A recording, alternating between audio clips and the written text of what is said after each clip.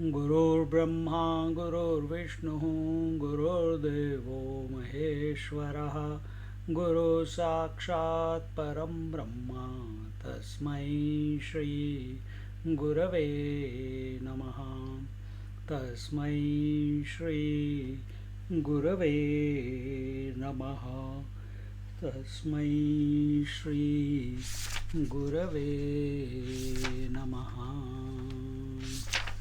Today we are beginning a new chapter and it is called Jnana Ajnana Bheda Kathana. We are in Amrit Anubhav, chapter 4, Undifferentiated Knowledge. Kathana means speech, telling about. Bheda is difference. Differences between jnana and ajnana, knowledge and ignorance. That is the topic. In the introduction, Swamiji says, in the first chapter, the identity between Shiva and Shakti was established. The one who has discovered this identity does not exist anymore as a separate entity. He is absorbed in his knowledge, in his enquiry. The one who has discovered this identity of Shiva Shakti, who has discovered the identity? I. Then who does not exist as an individual? I do not exist as an individual anymore. Once I had discovered it, does not exist anymore as a separate entity. Individuality is precipitation of sense of otherness, and when we through enquiry come to recognize that the Shiva, the Purusha principle, and Prakriti or the Shakti principle, they are essentially one and the same. They have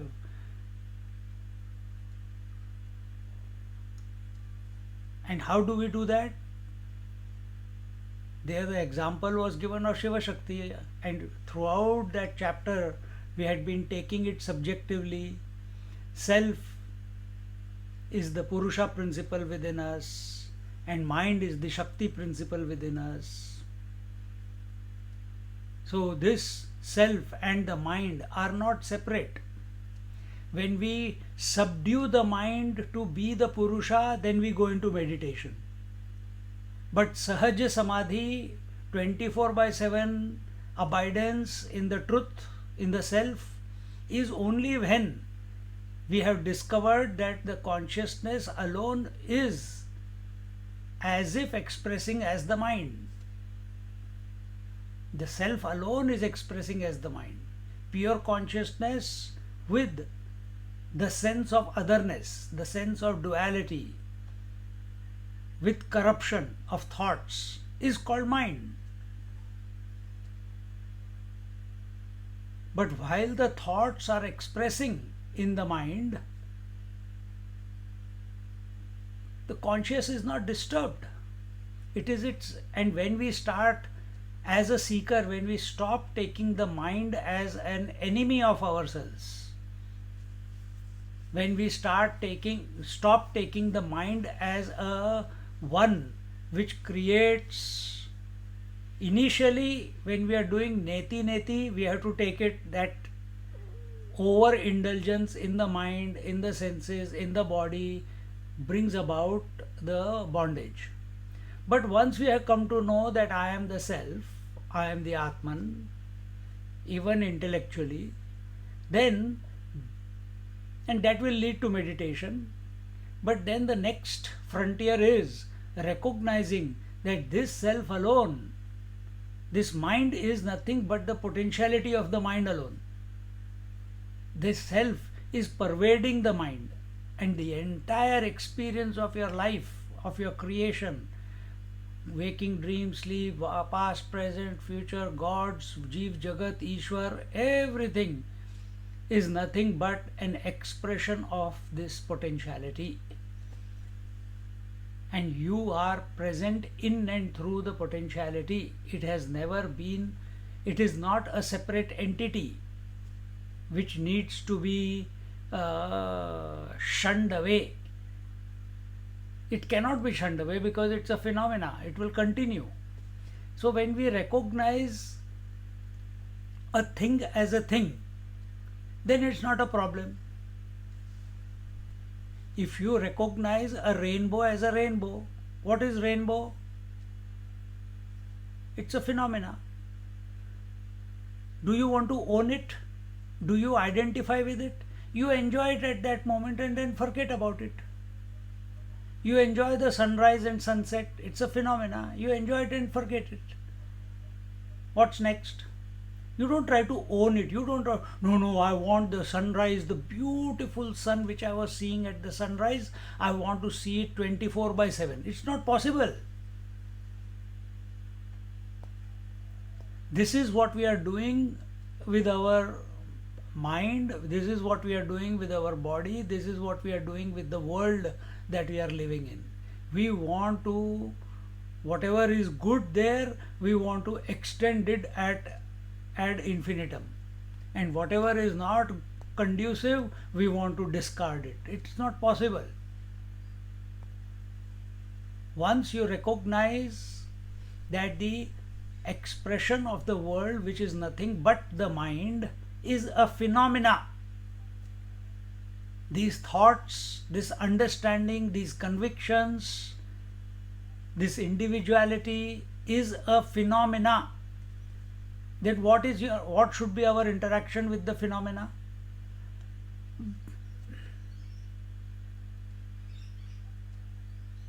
Will you become serious about it? Enjoy it. What's next? Then again another next phenomena, then next, then next. See? So when we recognize phenomena as phenomena, no problem. When you consider phenomena as the reality, then big problem. That's where the challenges begin. That's where then seeker begins. That I have to seek. I have to get rid of this bondage of phenomena. I don't know why. You only have accepted it as real. Stop accepting as real. Recognize for what it is.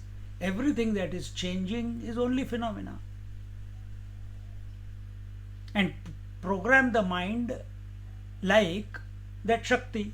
She is doing everything for the Shiva. Is your mind doing everything? Every thought, every emotion, every interaction, every association, every experience, is it doing for the self? The day it starts doing that, all your drama is over. Drama will continue, but all misery will be gone. Learn from that chapter. He is absorbed in this knowledge, in this inquiry. So that is what it was. To reach this state, the individual effort is not alone enough. The grace of the Lord and of the Guru is indispensable to help one in taking the last leap into the supreme knowledge. The Lord has given us the scriptures, and Guru comes into our life to translate those scriptures, expand those scriptures according to the present time, according to the acumen of the student, to make it relevant for the student. Because as I said yesterday also, this is Guhya Jnanam. This is secret knowledge. It is plentifully available all the time without a break. But to catch it, the individual can never catch it. The ego can never catch it. The mind can never catch it. It cannot catch this knowledge, because this knowledge is the substratum. The cause of all changes is that. So how can effect come to know the cause? How can the ephemeral come to know the constant? How the changing can know the changeless? It's not possible. And yet, that is the only tool we have, the changing mind, the changing world. And even though we are the changeless, but we don't recognize ourselves as so. So it requires a wise person to guide us, to help us. For that, what do we need? First, we need great reverence towards the scriptures because they are given by the Lord Himself. We require here in this Amrit Anubhav, we need great reverence towards the Guru Maharaj, the Guru Tattva. If we didn't have this Jnaneshwar Maharaj's verses of Amrit Anubhav, how will we come to know? Now we don't know Marathi. Then how, even though it is so sublime, but we can't understand it. So on that another commentary was given by our Swamiji. For a common man, when he reads that commentary, like me, when I started, when we finished our 2 years of studies with him, he presented us this book along with some other books. And looking at the size of the book, first fear, then to go through Shiva, Shakti, this, that, there is nothing called knowledge, there is nothing called ignorance.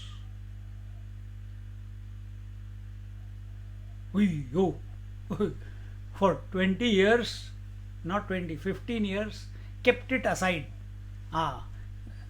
I know I'm not ready for it because there is a reaction coming. Abhi nahi kholna hai. I'm not prepared for it. But then when we opened it once and started sifting through the ideas presented, applying them on ourselves, reading them, because in those 15, 17 years we had gone through where Bhagavad Gita, Panchadashi and other scriptures in depth, became a little bit established.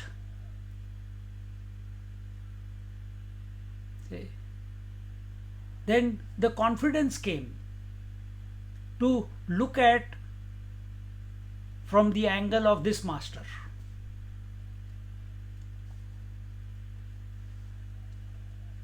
See? Because what we had studied in the ashram was only Shankar Bhashya, Adi Shankaracharya's commentary on everything. Here what it is, Ishwar Advayavad.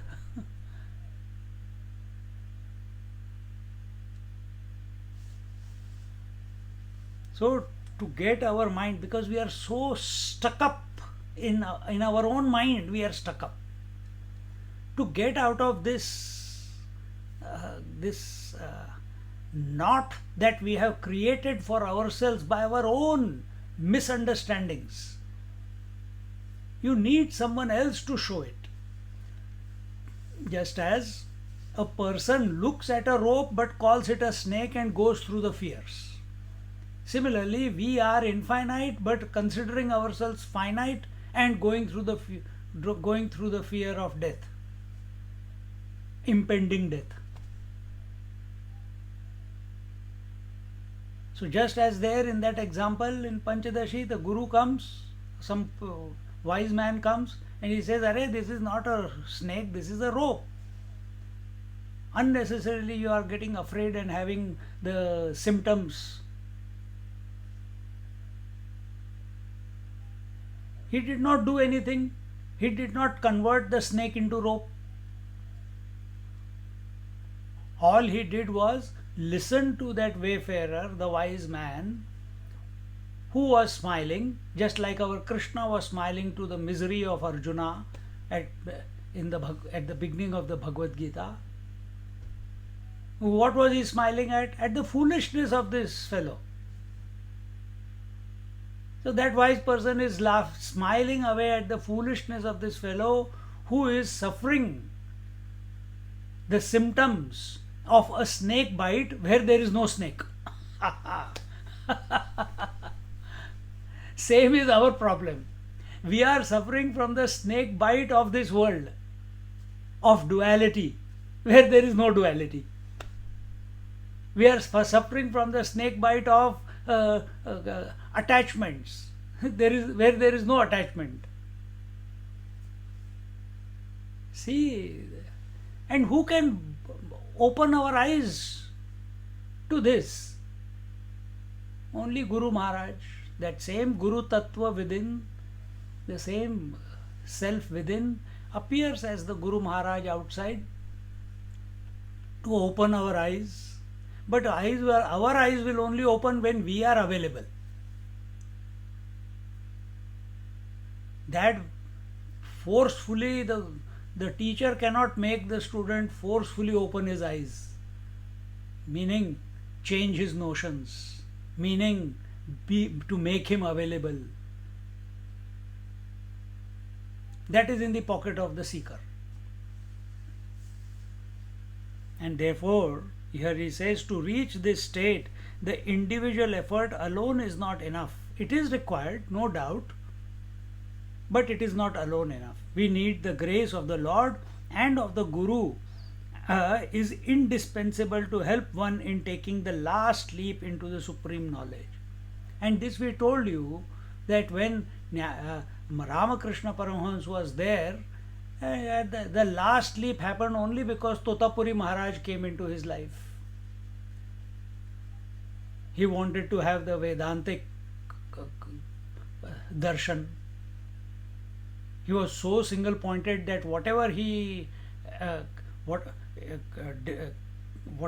pursued, the right teacher will come into his life and show him the way. So Totapuri Maharaj came. And so has happened in my life. So must have happened in your life. That a teacher appears whenever you are ready for it, or you are seeking one. Seeking not the teacher, you are seeking the truth. Teachers can come and go. Teachers' purpose is only to expand your vision so that you become self-sufficient. So that instead of only listening every Sunday, every experience that you are having becomes a teacher for us to transport us or to remind us that we are that infinite one. When we become self-sufficient, then you may listen to the satsang, you may not listen to the satsang, it's okay, but because now the delusion is gone, you have become you are continuously in satsang with yourself now. You have developed that acumen. Till you have not developed that acumen, keep giving lectures like me. Keep reminding. See? The second chapter, that was the first chapter, Shiva Shakti Samavesh. The second chapter dealt with the theme of the grace of the Guru, which is invoked through total surrender. Through total surrender to the Guru Tattva.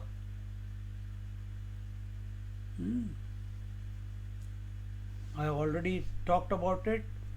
The third chapter deals with how and what is total surrender. Okay, let's look at it. What does total surrender mean? Total surrender the culmination of total surrender means disappearance or dissolution of the seeker, of the one who is surrendering. Till he is thinking of surrender, he is still separate to the Guru Tattva. When he has surrendered, he discovers that he and the Guru are one without a thought. This is total surrender. See? The third chapter dealt with how one is bound as a debtor in each of the four planes of consciousness where the four speeches operate, and how one should pay this debt by transcending the limitations of the four speeches and reaching that stage of supreme knowledge where neither relative knowledge nor ignorance exists.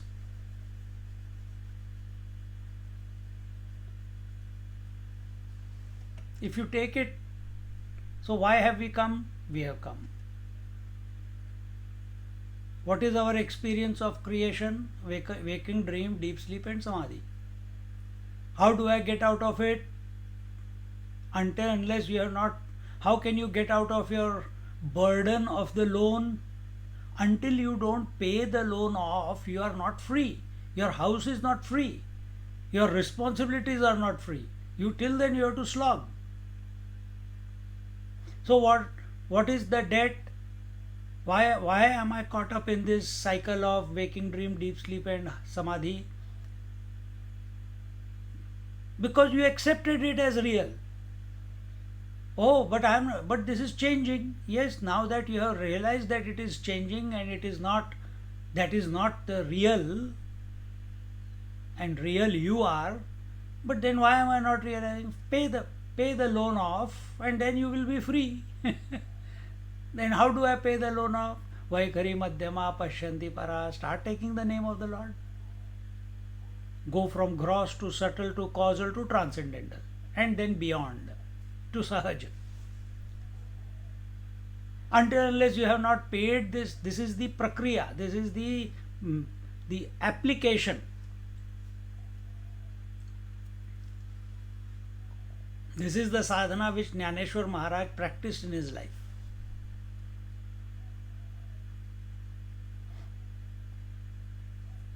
Now, but how, but why, but when? Now there is no end to these questions. Begin and find the answers yourself.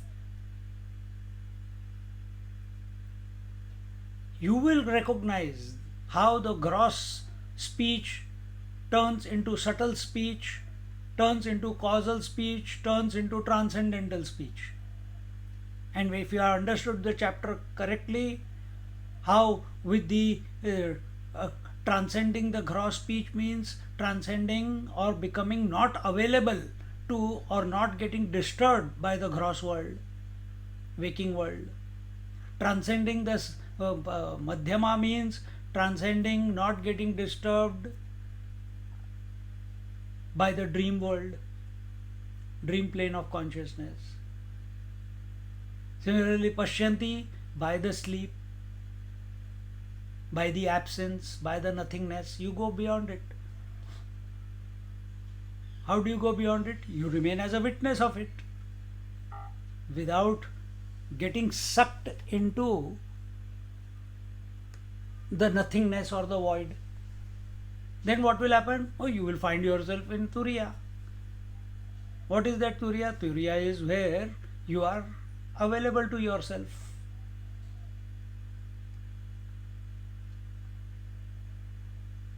See? But unless you don't practice taking the name of the divine, whether it be any mantra or om,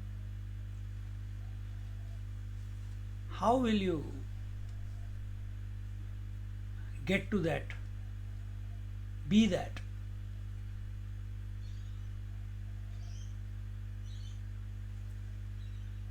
So pay the debt. You cannot escape from this cyclical creation unless and until you have paid off your debts. And understand, transcendental, that infinite one alone,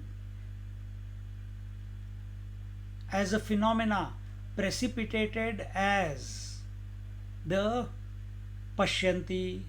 Pashyanti itself has all the seeds.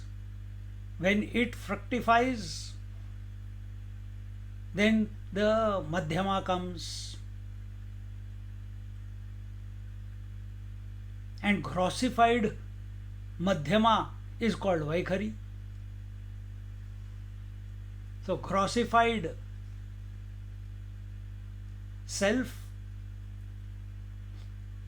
is called grossified self, as if is called what do you call Vaikhari Madhyama Pashyanti para. Grossified para is called Pashyanti. Grossified Pashyanti is called Madhyama. Grossified Madhyama is called Vaikhari. And all this is happening only in the mind. Vaikhari Madhyama Pashyanti para is happening only in the mind. The ultimate, the Vaikhari, the gross speech, is nothing but grossified mind. See? Everything is mind. Either it is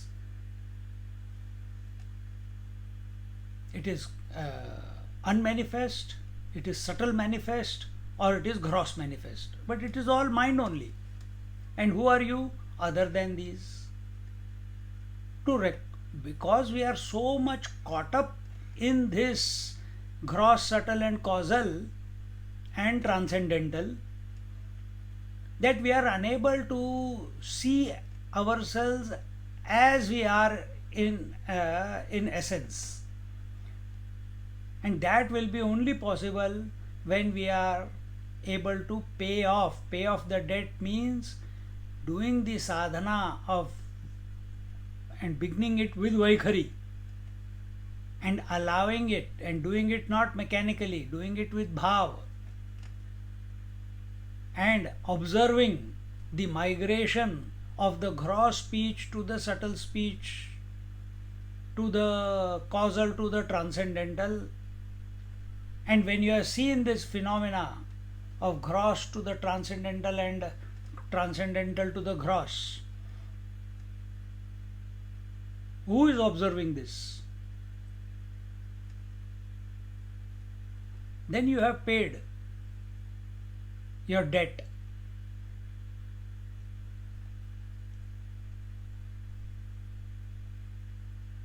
Till we are reacting to anything of anyone in these four, as long as we are desiring anything in these four speeches, as long as we are afraid of anything in these four planes, expecting, desiring, fearful, till then we have not paid the debt. We have to recognize, till we are a seeker, we have to do the hard yaka of going from Vaikhari to para. And then as we come to para, we have to recognize that this entire journey was within the mind, and mind is nothing but phenomena. And this mind, if we remember the first chapter, this mind cannot be without me. I am observing it, I am witnessing it. Then the question will come, who am I? It may come here, it may not. But if we are understanding the whole sequence of thoughts that Jnaneshwar Maharaj is expressing here,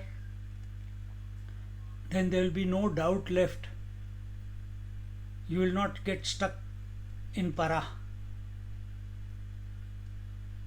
You will bypass the para also. It will happen, but you will bypass it. Let the mind go through it. Self is not gained, self is not realized by doing anything. Self is self-established. Speech cannot establish the self. Then why are we chanting? Why are we taking the speech from gross to the subtle to the transcendental? To purify it. Purification. That purification is called the debt.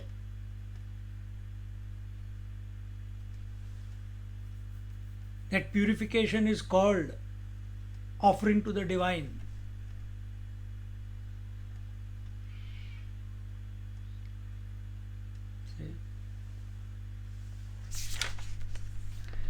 The present chapter deals with absolute knowledge in which there is neither knowledge nor ignorance. Oh, it deals with absolute knowledge. This present chapter deals with absolute sun in which there is no heat and light. What do you mean? It deals with the absolute self in which there is no consciousness and matter. It deals with the absolute man in which there is no husband, brother, son, father, that absolute man. The man which is free of all clutches, free of all imaginations. That is absolute. So, free of all attributes, we should say. So, imagine now, apply it on yourself. Don't just take that example of man and husband or the sun, which is free of heat and light, because or the water which is free of ocean and wave. That is absolute.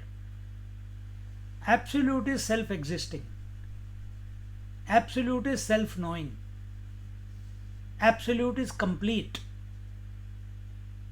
Forever and ever and ever and ever. So the present chapter deals with absolute knowledge in which there is neither knowledge nor ignorance. Acha?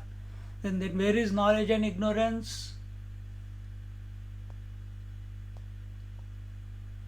It is only in the imagination. Knowledge and ignorance is only in the mind. Mind is a phenomena. Knowledge and ignorance are two opposites. And mind is made up of opposites, isn't it? What is what is knowledge? Knowledge is aham. What is ignorance? Everything that is not aham is ignorance. And the drama begins, where the two come. What is knowledge? I am a man. What is ignorance? All the roles. Roles cannot be without the man. All the thoughts cannot be without the I thought. So all this is happening. Knowledge and ignorance is happening at phenomenal level. Absolute is that where there is absence of the phenomena. That is absolute. As normally understood, knowledge is that which is opposed to ignorance. This is our relative parlance. That knowledge is opposite of ignorance.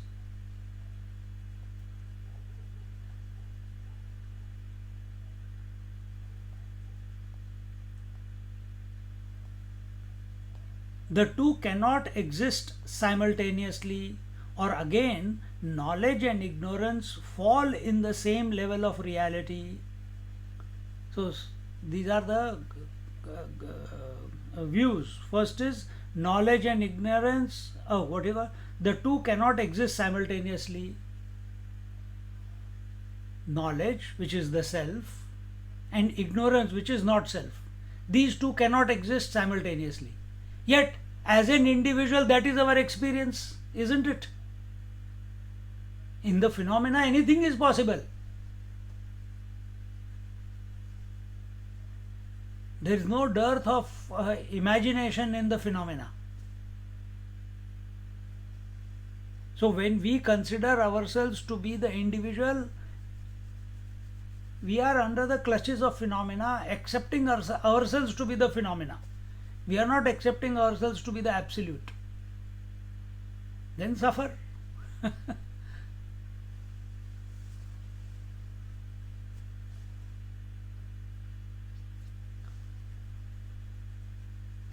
So the two cannot exist simultaneously.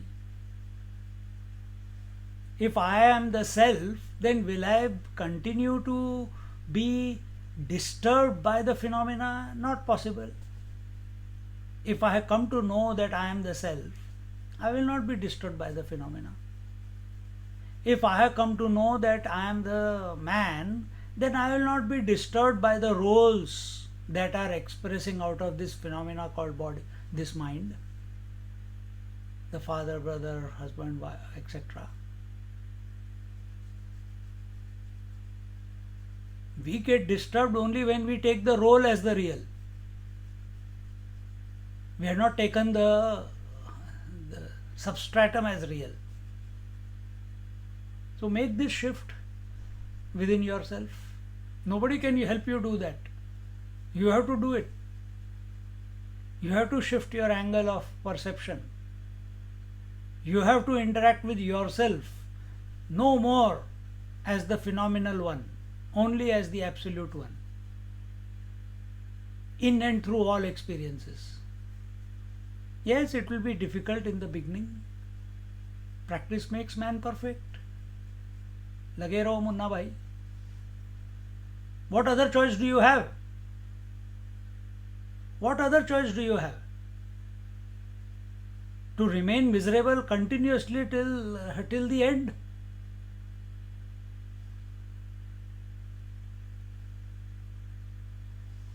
Unless we do not recognize that thinking about the truth is also remaining in ignorance. So this clutch of thinking, the clutch of intellectual euphoria of the satsang, this also has to go away. It must lead to abidance. When? Right here and now, when you are listening.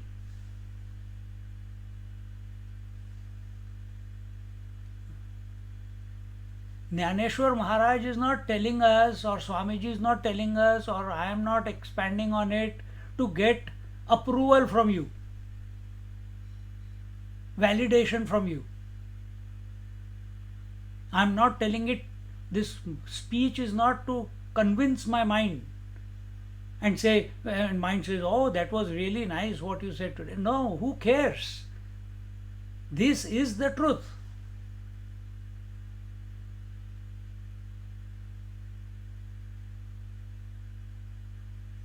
Mind has to accept it. We as seekers have to accept it. Now, do you accept it with doubt? Do you accept it with complete surrender? Do you accept it subjectively?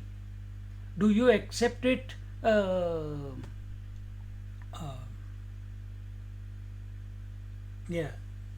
don't know. What other word? Without a thought? Without a thought, consciously, with awareness, not of the words, but of the self.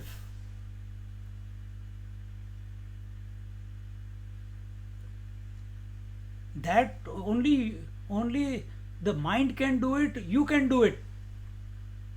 And when the mind of the seeker is listening to the words and remaining subjective, that is, thinking of the absolute one, the self-existing one, the mind will dissolve. Just as the mind with all its variety dissolves when it thinks of the sleep.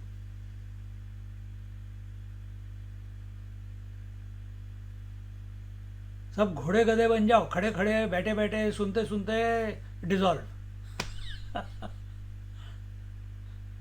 अभी the eyes open, dissolve.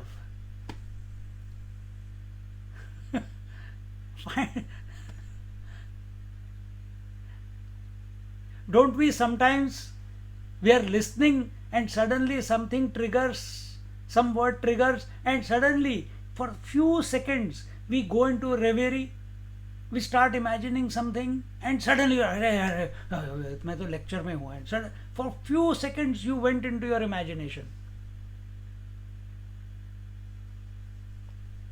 That is not the alertness there. We want a complete alertness, that every word that is coming to us is reminding us of the self, and that self I am.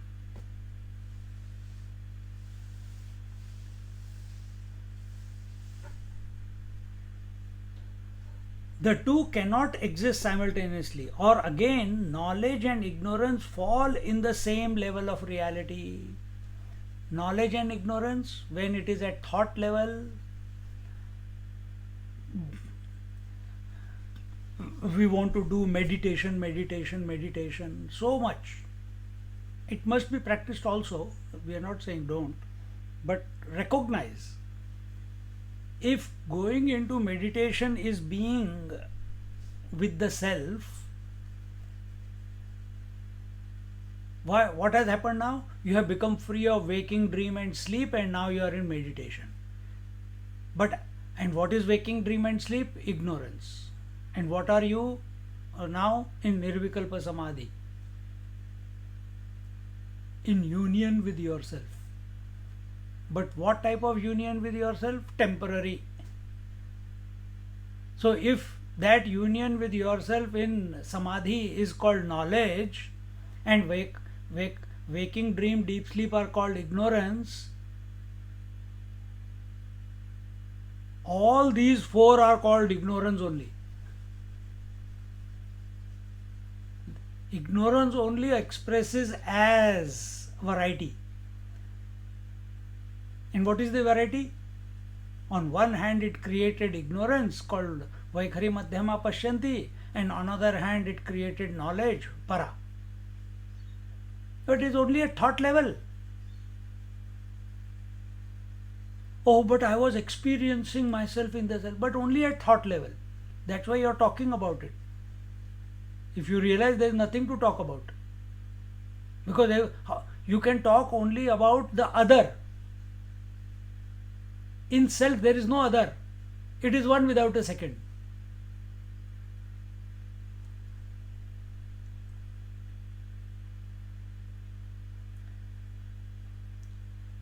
So knowledge and ignorance both are at the relative level, and they are this knowledge which is opposed to ignorance is not the absolute knowledge. It is apara. It is not para. From Mundaka Upanishad. Mundaka Upanishad talks about paravidya and aparavidya. This is aparavidya.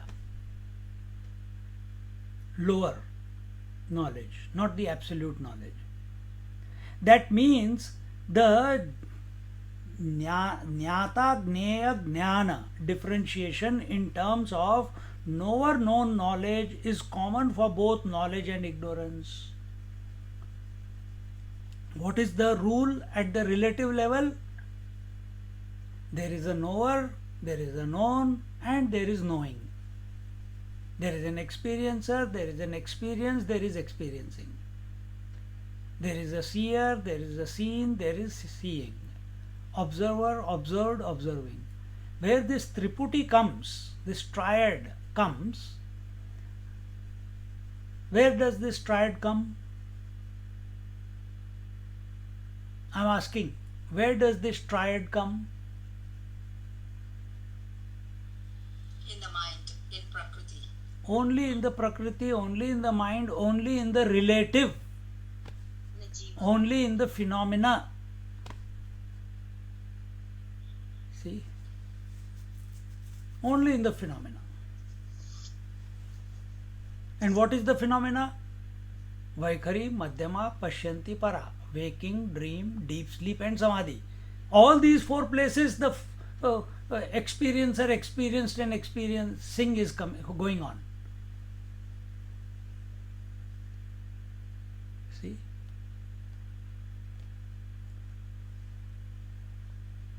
So, so this Triputi is born in knowledge also and in ignorance also, because it's a product of ignorance. And we think it is knowledge, but that knowledge is also product of ignorance only.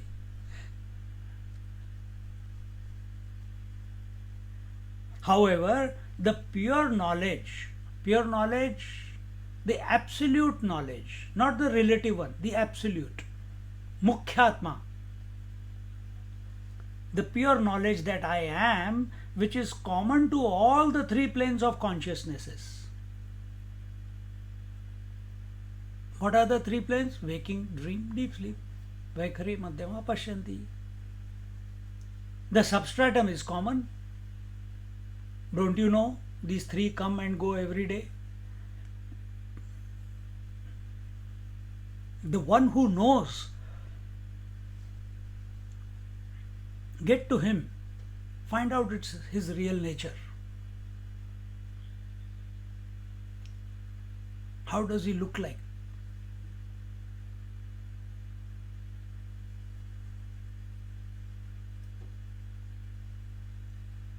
You don't have a memory like we have a memory that yesterday, last Sunday, we did not have a class. Today we are having a class. It's a memory. Or we have a memory that the week before we finished chapter 3. It's a memory.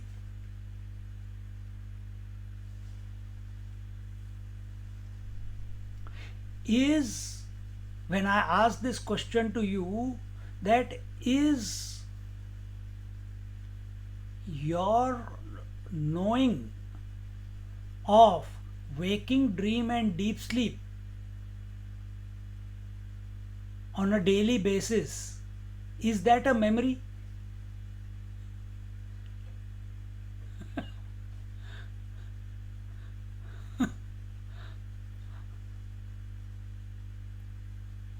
Is No, that? Yeah. it is happening. It is happening. So my question is it a memory?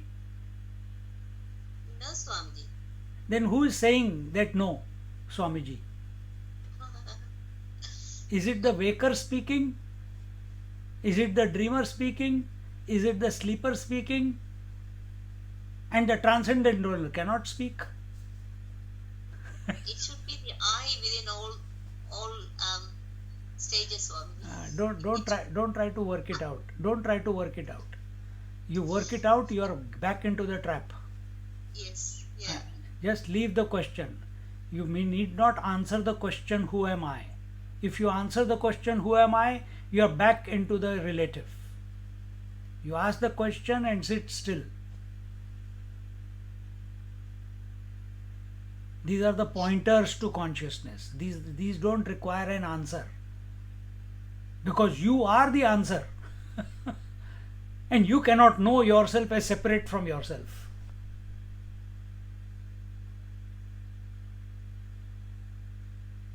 And the misery comes when we want to experience ourselves as separate from ourselves. We want to experience ourselves objectively. That is not possible. So who is this person who knows the waking, dream, deep sleep on a daily basis? And right now the one who says, it's me, but this is the waker who is speaking in the waking plane of consciousness with the Triputi.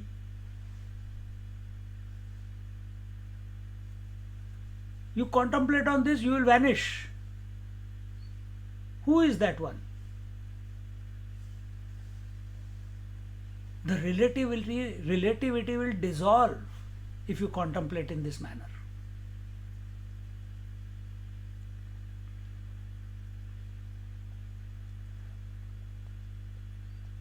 However, the pure knowledge that I am, which is common to all the three planes of consciousnesses, does not belong to this degree of reality, just as the food of the dream state cannot satisfy the hunger of the waking state.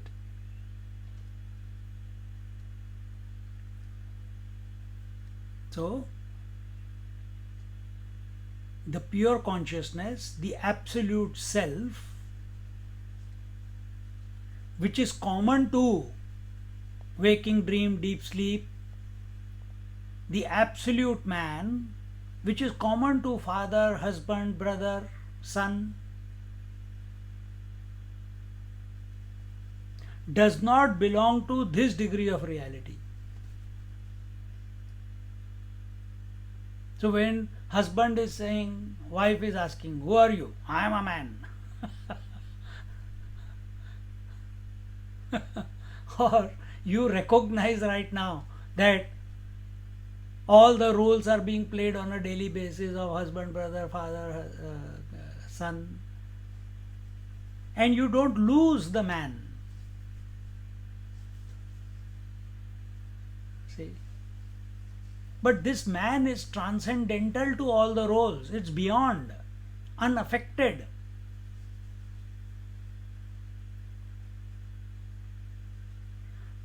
And this man does not belong even an iota to the world of husband. This man does not belong even an iota to the world of father or the world of son.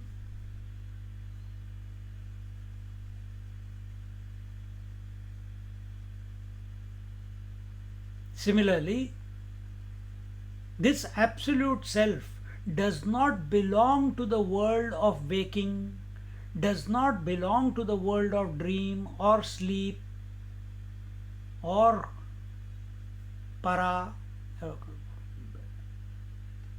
But without it, these four cannot express.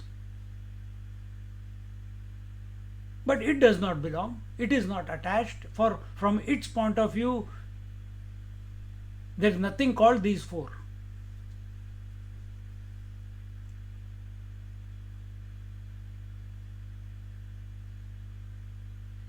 See? Does not belong to this degree of reality. Degrees are possible only in the relative. In absolute, there are no degrees. Degrees meaning fluctuation. Fluctuation is phenomena. In absolute, there is no fluctuation.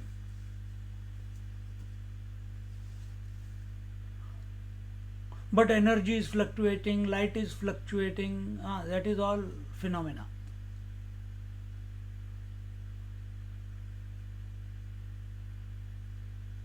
Kundalini goes and up and down, phenomena. Mind is going through waking, dream, deep sleep, samadhi, phenomena. The one who knows is not the phenomena. Find out, explore, discover. When you become focused on this, who is other than the phenomena. First it is understanding. Yes. Just I told you, who is the one who knows waking, dream, sleep, coming and going every day? You may, at the drop of a hat, you will say, I am. But you don't know who is this I. You still consider yourself to be the waker. So it cannot be the waker. Now do the dissection, do the exploration.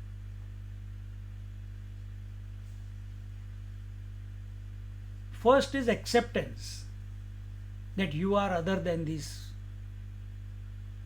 phenomenal expressions. Then once you become convinced, once you become, there is no doubt about it, then the urge will come, but that I am saying it is me, but then why am I not experiencing it? Why am I not being it?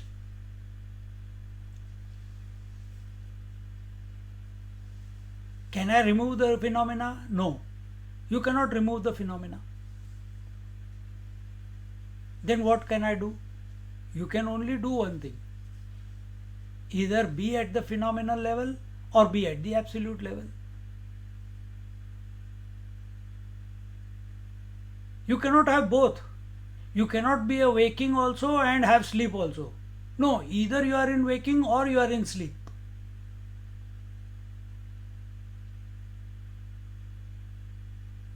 And when you are in between, you are a waker and you want to sleep and you are not surrendering to the sleep, then frustration, misery comes. This is our case. We are in the phenomena, in the relative, but as seekers, we want to be the absolute one. And we are not ready to surrender. Why? We are surrendered to our family. We are surrendered to this body. We are surrendered to our possessions. So this all sounds very wonderful and beautiful and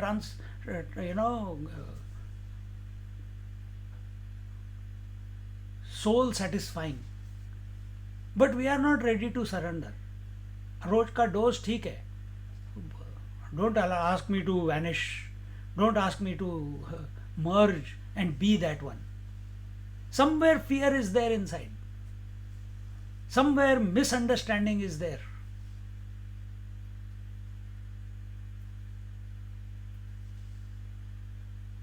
And that misunderstanding will continue until and unless the debts are not paid. The purification has not happened. Till then, steady abidance is a far off dream.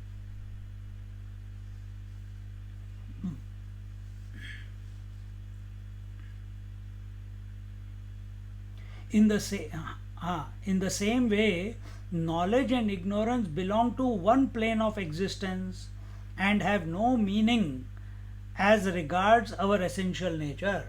So, what is that plane of existence? It's the relative plane of existence. Knowledge and ignorance belong to one plane of existence, and that plane of existence is the phenomenal existence or the relative plane of existence, and have no meaning as regards our essential nature. Essential nature, which is equal to absolute self, absolute nature. And the moment we use the word absolute, automatically your mind, you fire up. Absolute means the unchanging, absolute means the permanent one, absolute means where there is no duality possible, absolute means which is free of all phenomena, absolute means the self-effulgent, absolute means the self-knowing, absolute means the blissful. Whether it is expressing or not expressing does not matter, but that is its nature. And that I am, don't forget that.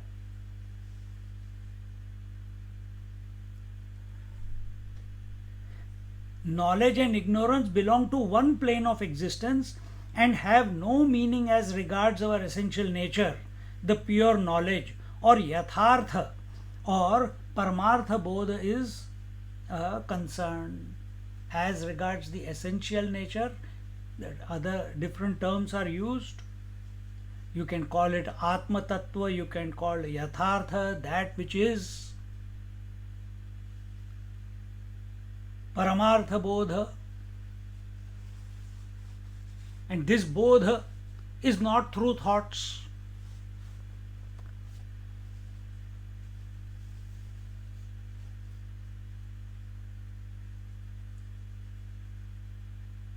Therefore, the techniques of understanding relative knowledge in the relative plane cannot be applied to absolute existence.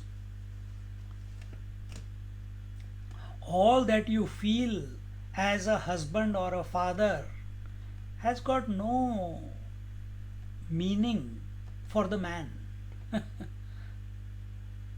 Similarly, whatever is happening and taken as a real in the relative plane of existence has got no sway on the absolute self.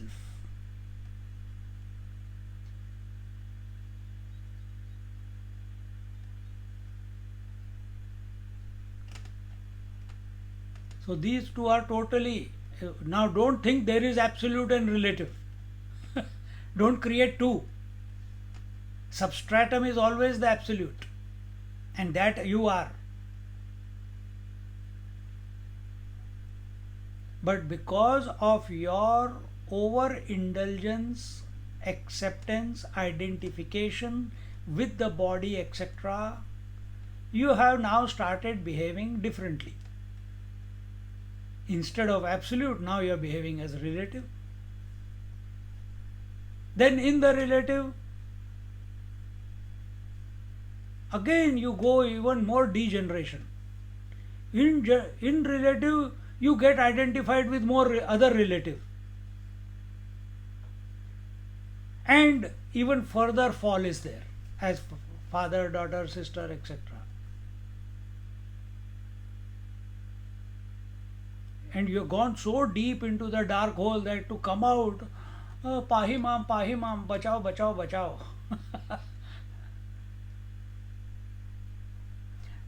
The techniques of understanding relative knowledge in the relative plane cannot help to cannot be applied to absolute existence. Then what is this dialogue going on? Is it happening in the absolute, or is it happening in the relative?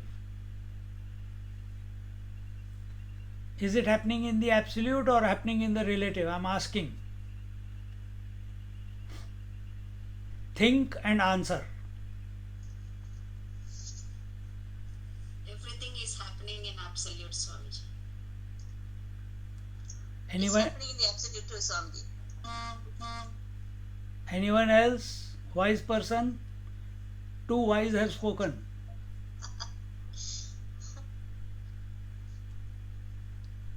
So many are listening. No comments. Relative, Swami. Huh? There is no relative, Swamiji. If there is no relative, then how can it happen in the absolute? That's the only one thing which is you can call it No. as anything, but it is absolute. Don't give your knowledge. Answer the question. Question was,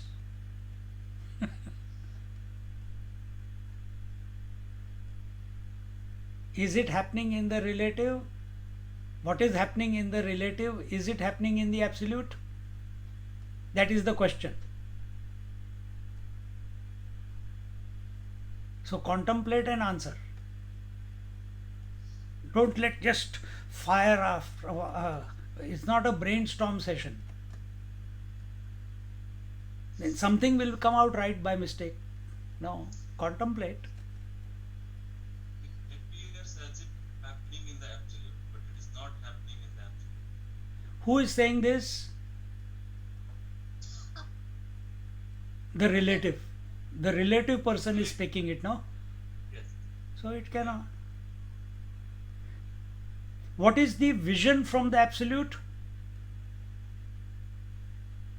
There is no relative. Aye? There is no relative. Good. Where is all happening? Where is all happening? In the These all happening in the mind. no And in the we are relative just world. it is all happening in the mind. Yes. Huh. In the relative world, when we look into absolute, there is no difference, nothing happens. Absolute means absolute. So there is nothing else. What is the vision from the absolute? You may not have the experience, but you can imagine what will be the vision from the absolute. There is no relative. Good. The vision from the sun is the day and night from the sun's point of view? No. Is day and night relative? Is sunrise and sunset relative? Yes. Is heat and light relative? Yes. But from sun's point of view, absolute point of view, none of that exists, isn't it? From self's point of view, does relative exist? No. No. Now go back to the question. Where is this relative existing? Is it existing in the relative or is it existing in the absolute? We are talking right now here. Your experience of yourself. Are you experiencing yourself as an absolute or relative right now? You are answering as an absolute or relative? Relative only. Absolute doesn't need to answer. Absolute doesn't need to hear because it is complete. Even that infinite God, if it wants to come, it has to take avatar. Avatar is always in the relative.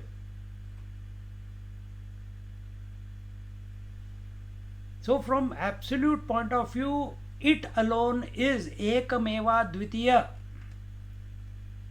Sarvam khalvidam brahma. Everything is pure consciousness.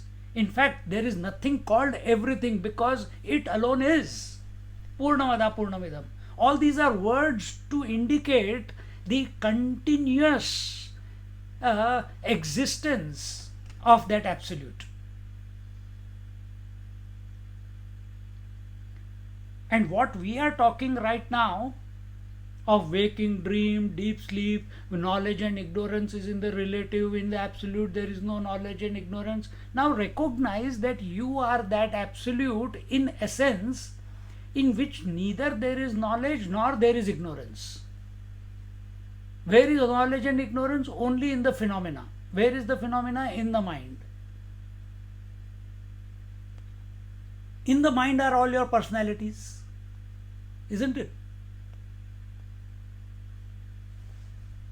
Yeah.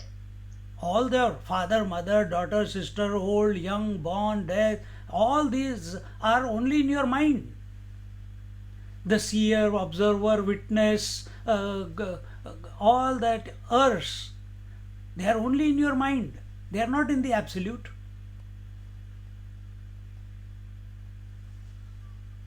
Catch this when we are using these words. Apply it subjectively right here and now. Because you will not be able to if you can, fantastic. But the depth to which we take you when we are in a satsang, Jnaneshwar Maharaj or Swamiji here is taking us so deep that you will not be able to recreate the sequence of thoughts in such clarity by yourself. We will get confused. We'll make an error somewhere.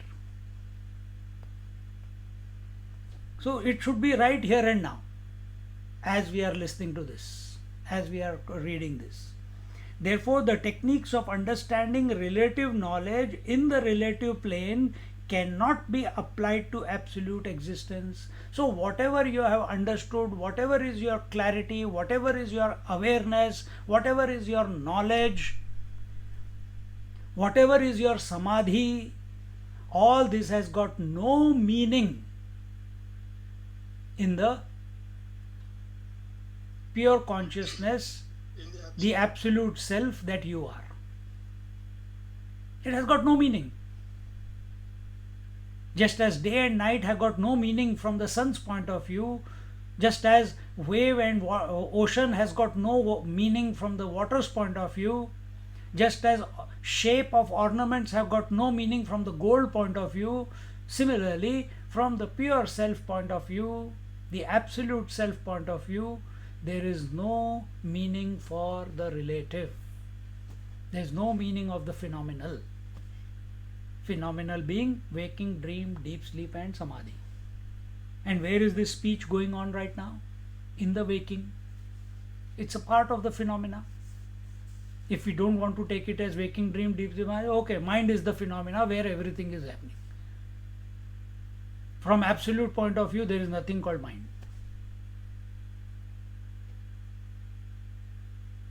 It is We can't even say that from absolute point of view mind is non-existent. No. From absolute point of view, only absolute is.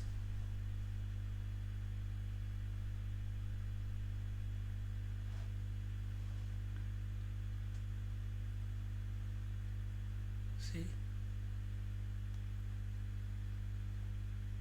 Atmajnanam cannot be gained through that knowledge which is contrary to ignorance.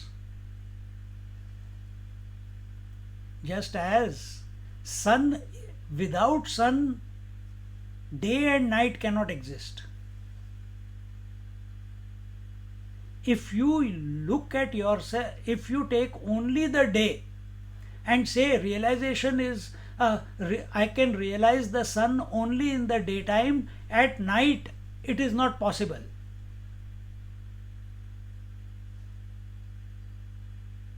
Sun does not exist at night.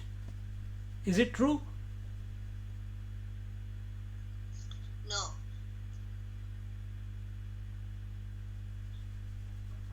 It exists all the time. Good, thank you. I was waiting for that. So sun is available all the time but not manifesting at night. That's all, isn't it? Similarly, if we say that self is only possible through knowledge and it is absent in ignorance, also not true.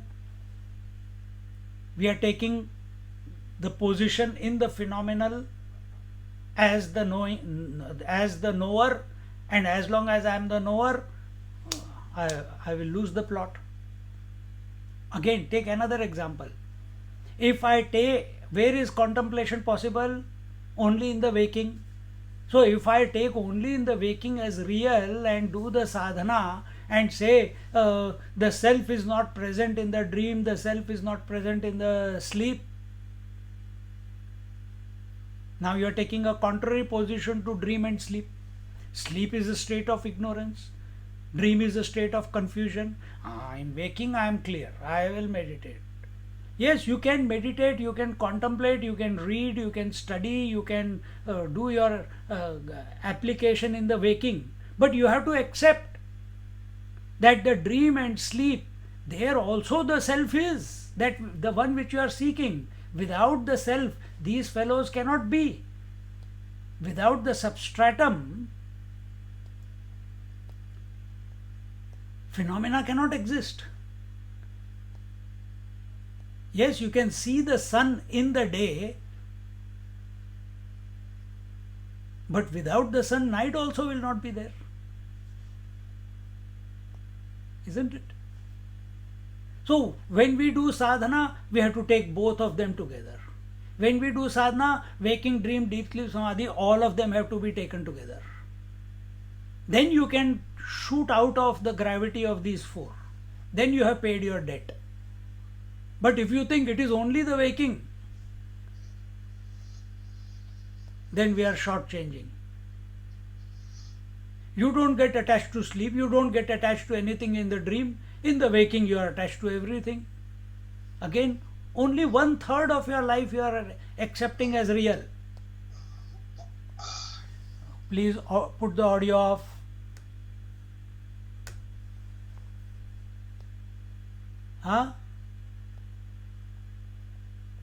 So 1/3 of approach is not going to bring you to the absolute. So if you want to understand the phenomena in its entirety, you have to take the four together. Vaikhari, Madhyama, Pashyanti, Para. Waking, dream, deep sleep and samadhi. You can't take only the waking and come to the absolute.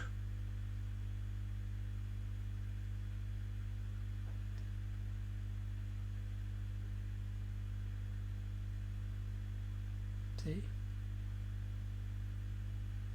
If you take only the waking, the only destiny for you is samadhi.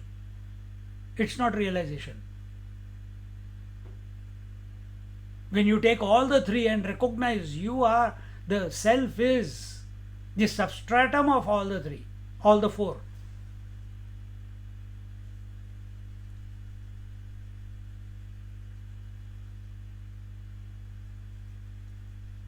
So Atma Jnanam cannot be gained through that knowledge which is contrary to ignorance. In other words, it is a recognition that whatever knowledge you are gaining at this moment through reading, through listening, is also nothing but ignorance. If you take it as also an ignorance with a pinch of salt that it is also ignorance, then there will be no knowledge versus ignorance. You are getting what we are saying? That this knowledge, this interaction which is taking place, that someone is speaking and someone is hearing, this is also happening. This is also an expression of ignorance alone. Then there will be no competition between knowledge and ignorance.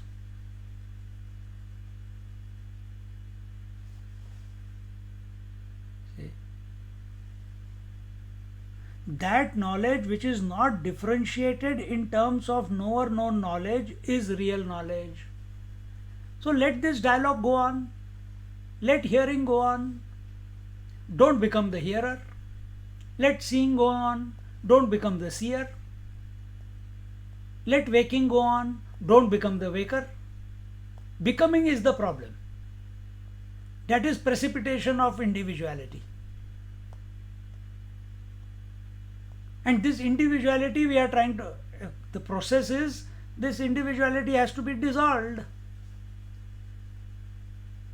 And it will not, whatever you do in your mind, it will never be dissolved. Because mind is individuality. Only when the mind, I shouldn't say the mind, only when you take this position, even while talking, even while thinking, even while listening, even while reading, you take the position which is outside the mind. How do you do that? I'll give you an example. You can do it. You know, many years ago this game came. They used to have lot of dots on a piece of paper, and you have to, you put it on the wall and you look through the paper at the back of the paper. Can you look at the back of the paper? No. Because to look at the back of the paper, it means going here. But what am I doing? I'm looking at the paper, but my attention is not on the front. My attention is through the piece of paper, through the dots at the back. And suddenly, through the dots, an image will appear. Sometimes of Om, sometimes of Shirdi Sai Baba, sometimes of Ram, sometimes of... Have you seen that? Hologram. Yes, sir. Ah. So what are you looking at? Paper. What are you looking at? Dots. Where is your attention? Not giving value to them. It's piercing through that towards the back. You don't know what the image is. They have not even given you an inkling. But if you do the exercise right of seeing through the paper, the image pops up. When you see through the phenomena,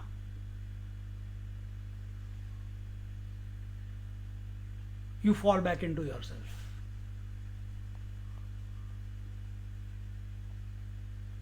And seeing through the phenomena means not giving importance to the knower, known, or the knowledge.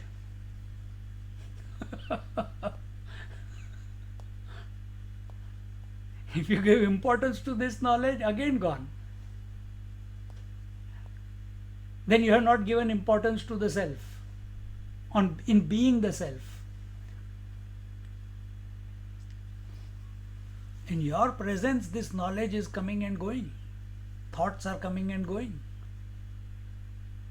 So thoughts are like those dots on that paper.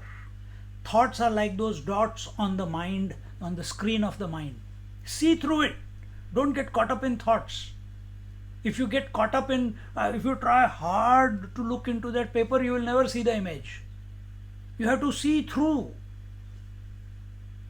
You have to see through the mind. See through the thoughts. You can't see the mind. In that paper also you can't see the paper, because why? It's all full of dots.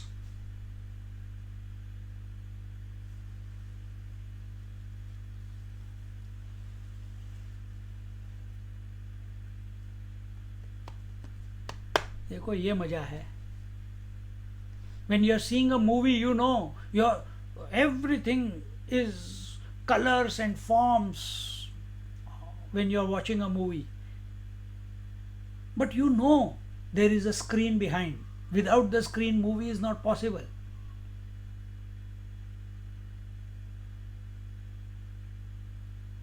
That's a different example. Here, because someone told you see through it, you saw through it and the image popped up.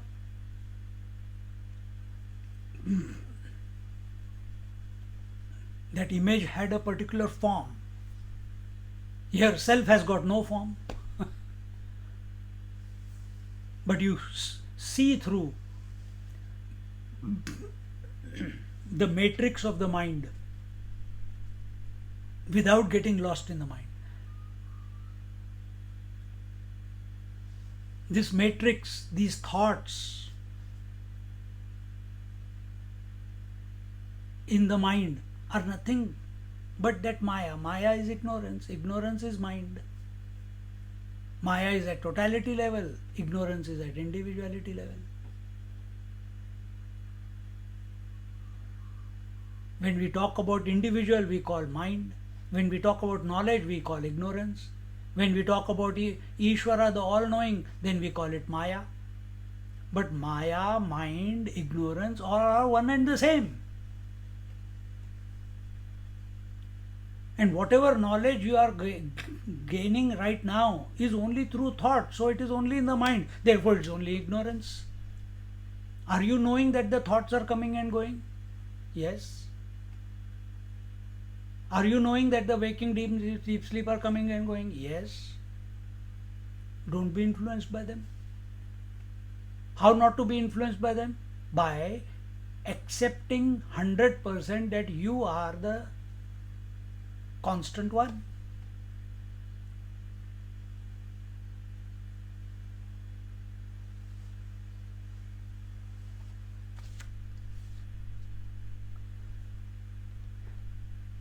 That knowledge which is not differentiated in terms of knower known knowledge is real knowledge, where the Triputi precipitation does not take place, the triad precipitation does not happen.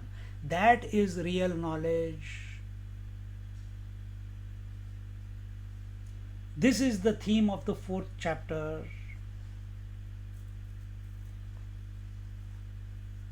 When the we'll stop here. We'll look at it next week.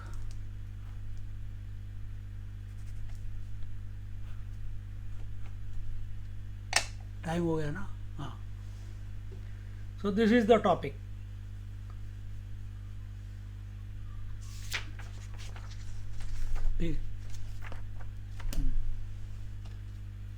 So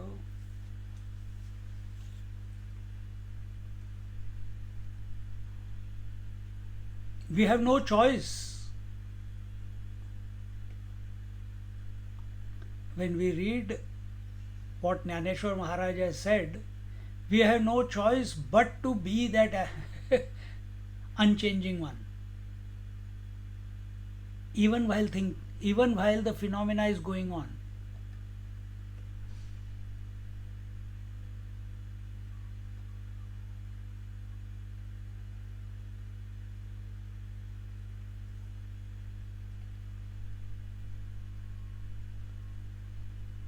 The waters will never be free of oceans and waves.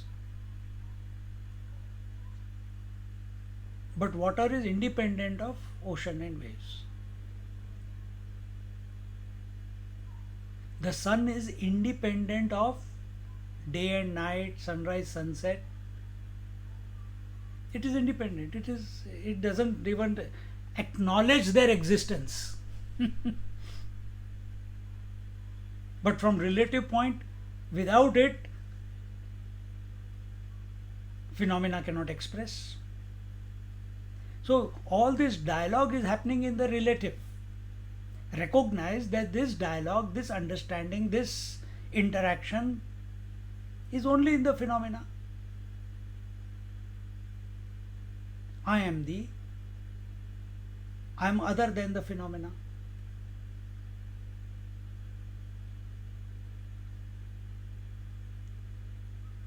Pervading through the phenomena.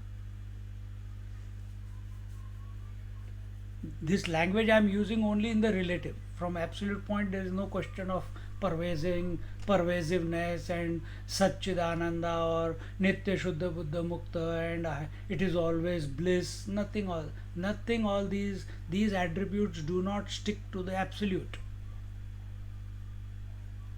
So we'll see what Jnaneshwar Maharaj says from the first verse, first OV onwards in our next class. Om Purnamada Purnamidam Purnat Purnamudachyate Purnasya Purnamadaya Purnamevavashishyate. Om Shanti Shanti Shanti. Harihi Om. Shri Gurubhyo Namaha. Harihi Om. Sit quietly for a moment.